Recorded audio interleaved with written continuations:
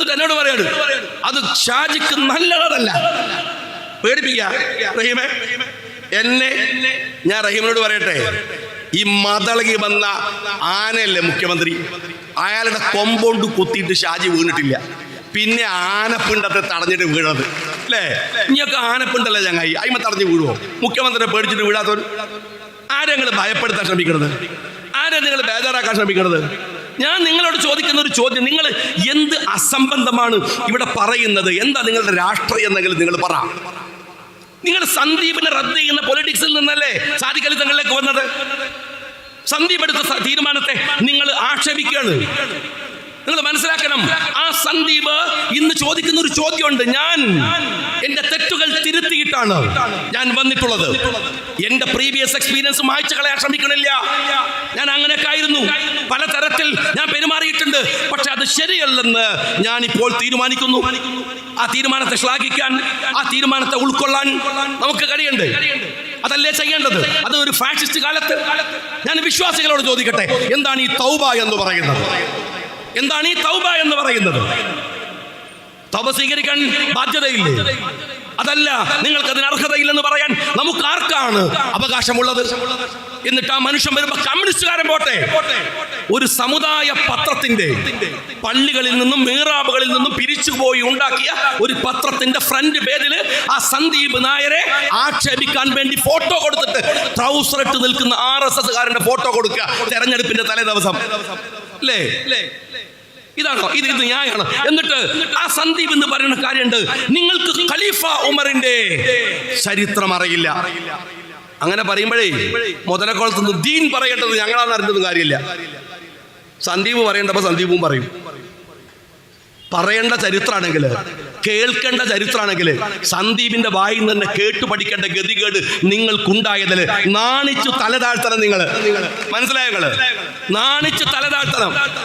രാജ്യം ഫാഷിസ്റ്റുകൾക്ക് തീരെഴുതപ്പെട്ടുകൊണ്ടിരിക്കുന്ന ഒരു സമയത്ത് കോൺഗ്രസുകാർ BJP-യിലേക്ക് പോയിക്കൊണ്ടിരിക്കുന്നു എന്ന ആക്ഷേപം കേൾക്കുന്ന ഒരു കാലത്ത് BJP-യുടെ ഭക്തമായ ഒരു മനുഷ്യൻ കോൺഗ്രസിന്റെ കൊടി പിടിച്ച് മതേതരത്തിന്റെ മുഖ്യധാരയിൽ വന്നിട്ട് ഞാൻ എന്റെ പഴയ കാലങ്ങളെ റദ്ദു ചെയ്യുന്നു എന്ന് പറയുമ്പോൾ അയാളുടെ പഴയ ഫോട്ടോ വെച്ചിട്ട് പത്രത്തിൽ കൊടുത്തിട്ട് CPM-ന്റെ കയ്യിലെ ഉപകരണമായാൽ അത് മര്യാദയാണെന്ന് വിചാരിക്കുന്നോ നിങ്ങൾ?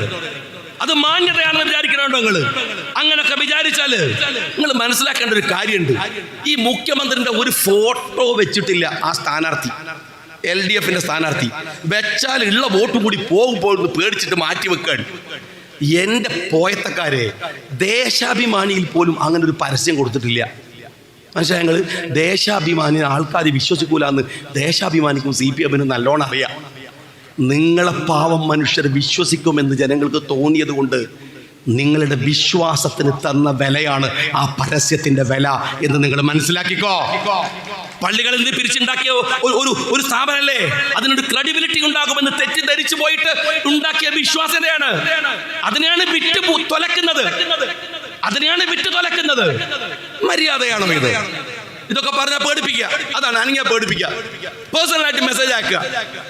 തെരഞ്ഞെടുപ്പിലൊന്നും മത്സരിക്കണ്ടേ? ആര്? നിങ്ങൾ എത്ര ആൾക്കാരുണ്ട് ഇവിടെ? ഞാൻ ഈ നാസിയൊക്കെ ഞാൻ നോക്കുമ്പോൾ അവിടുന്ന് ഓരോ കുട്ടികളും കാഴ്ച വരും. രാത്രിയൊക്കെ നിന്നിട്ട് നമ്മളെ പോസ്റ്റർ ഒട്ടിക്കുകയാണ്. അങ്ങനെ എത്ര നാസിമാരോടോ, എത്ര പാവങ്ങളോടോ? കേരളത്തിൽ എത്ര കോടി ജനങ്ങളുണ്ട്? ആകെ 140 ആളെ MLA ആവുക. കുറച്ച് ആൾക്കാർക്ക് മാത്രം ആയാൽ മതിയോ? അതിനു വേണ്ടിയിട്ട് സ്വന്തം അണികളെയും നിലപാടുകളെയും അടിയറ വെക്കണമെങ്കിലേ അതിന് നമ്മളെ കിട്ടുമെന്ന് നിങ്ങൾ ആരും വിചാരിക്കരുത്. അത് വിചാരിക്കരുത്. അണികൾക്ക് മുമ്പിൽ നിൽക്കുകയോ പിറകിൽ നിൽക്കുകയോ കൂടെ നിൽക്കുകയോ ചെയ്തിട്ടാണ് പോകുന്നതെങ്കിൽ അവരുടെ വികാരം ഏത് ഭൂലോക മുഖ്യമന്ത്രിയുടെയും തമ്പുരാന്റെയും മുമ്പിൽ പറഞ്ഞിട്ടേ പോകും. ഇങ്ങോട്ടൊന്ന് അനാവശ്യമായിട്ട് പറഞ്ഞാൽ 10 എണ്ണം തിരിച്ചും പറയും.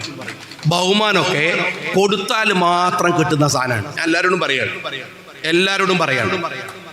പാണക്കാട് തങ്ങളെ വിമർശിക്കേണ്ടെന്ന് ഒരു വാക്ക് പോലും പറഞ്ഞു. വിമർശിച്ചോ? എന്താ പ്രശ്നമുള്ളത്? അവർ രാഷ്ട്രീയ നേതാക്കന്മാരല്ലേ? ആരാ വിമർശിക്കാൻ പാടില്ലാത്തത്? ഇന്ന് ഇളമരൊക്കെ ചോദിക്കാൻ എന്തേ തങ്ങൾ ആരാടോ വിമർശിക്കേണ്ട പറഞ്ഞത്? ഞങ്ങൾ പറഞ്ഞ പൊളിറ്റിക്സിന്റെ ഉത്തരം പറ, അതിന്റെ മറുപടി പറ.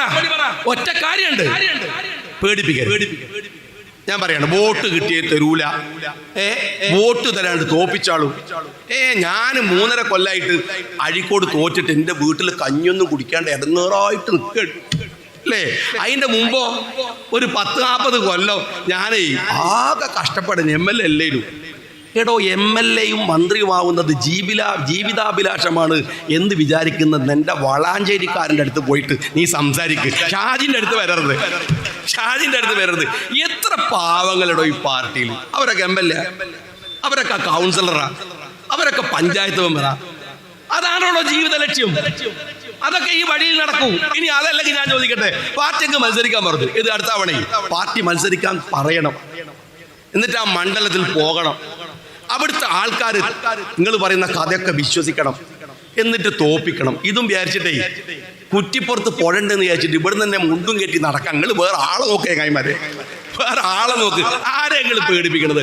നിലപാടുണ്ടല്ലോ, ഞാൻ ഉറപ്പിച്ചു പറയുകയാണ്. അതിപ്പോൾ ഇവിടുത്തെ സംഘാടകർക്ക് വിഷമുണ്ടെങ്കിൽ പോലും ഈ മൈക്കിൻ്റെ പൈസ തന്നിട്ട് ഷാജി പറയാനുള്ളത് പറഞ്ഞിട്ട് അങ്ങ് പോകും. അത് പറയാനാണ് ഞാനിവിടെ മേലെ കുത്തിർക്കണതും നിങ്ങൾ താഴെയുള്ളവർ എന്നെ ഇവിടെ മേലെ കാക്കിയതും. പറയാനാണ്. അത് പറയേണ്ടത് ബാധ്യതയാണ്. പറഞ്ഞു തീർത്തേ പോകും. അതുകൊണ്ട് അത് ഒരു ഉത്തരവാദിത്തമാണ്. ഇത് കൊമ്പത്തെ ശുചായി വന്നാലും പറഞ്ഞിട്ട് പോകും. പിന്നെ പറഞ്ഞതിൽ ഞാൻ പറയുന്നത് ബോധ്യപ്പെടുത്തിക്കോ. നിങ്ങൾ പറഞ്ഞ തെറ്റാ, നിങ്ങൾ ഡിബേറ്റ് ചെയ്യും, ബോധ്യപ്പെടുത്തുക. ഏതെങ്കിലും കള്ളക്കഥ പറഞ്ഞാൽ തീരുവോ? കള്ളക്കഥ പറയാ, ഷാജി അത് പറഞ്ഞു, ഷാജി ഇത് പറഞ്ഞു. നിങ്ങൾ വീഡിയോ പ്രസന്റ് ചെയ്യേ. എന്റെ പേരിൽ ഇല്ലാത്ത കഥകൾ മതവുമായി ചേർത്ത് സംസാരിക്കുമ്പോ അതിന്റെ വീഡിയോ ഒന്നിട്. എല്ലാത്തിനും വീഡിയോ ഉണ്ടല്ലോ. ഷാജി പറഞ്ഞതിന് മാത്രം വീഡിയോ ഇല്ല. കള്ളക്കഥ പറയുക ഒരു പോസ്റ്റ് ട്രൂത്ത് കാലത്ത്. അത് ഏതുപോലെ ഇവിടുത്തെ സംഘികൾ പ്രചരിപ്പിക്കുന്ന പോലെ പറഞ്ഞ് എന്നെ വിളിച്ചിട്ട് ഓരോരുത്തർ വയ്ക്കാൻ, ഷാജി സാഹിബ് നിങ്ങൾ അങ്ങനെ പറഞ്ഞു, അതിന്റെ വീഡിയോ ഉണ്ടോ? ഞാൻ പറഞ്ഞു. പറഞ്ഞാലല്ലേ മോൻ എൻ്റെ കയ്യിലുണ്ടാവുക. എവിടെ? നീ പറഞ്ഞവരോട് ചോദിക്കുക, എവിടെ വീഡിയോ? എന്തിനാണിത്? എന്തിനാ ഈ വെറുപ്പ് പ്രചരിപ്പിക്കുന്നത്? എന്തിനാണ് ഈ കളവ് പറയുന്നത്? നിങ്ങൾ സംഖ്യ എതിർക്കുന്നുണ്ടോ? നിങ്ങൾ ഈ സോഷ്യൽ മീഡിയകളിലെ പാപം അടിമകളായ സഖാക്കളെ എതിർക്കുന്നുണ്ടോ? അവരെക്കാൾ മോശമായി നിങ്ങളും സംസാരിച്ചു തുടങ്ങിയാൽ നിങ്ങൾക്ക് അവരെ എതിർക്കാനുള്ള അർഹത എന്താണ്? അതുകൊണ്ട് സ്നേഹമുള്ളവരെ, ഞങ്ങൾ പറയുന്ന പൊളിറ്റിക്സ് ആണ്. ഞാൻ പറഞ്ഞു, സാദിഖ് അലി തങ്ങളുമായുള്ള രാഷ്ട്രീയ വിയോജിപ്പുകൾക്ക് നിങ്ങൾ ഡിബേറ്റ് ചെയ്യുക. ഞങ്ങൾ വരാം, എവിടെയാണെങ്കിൽ വരാം.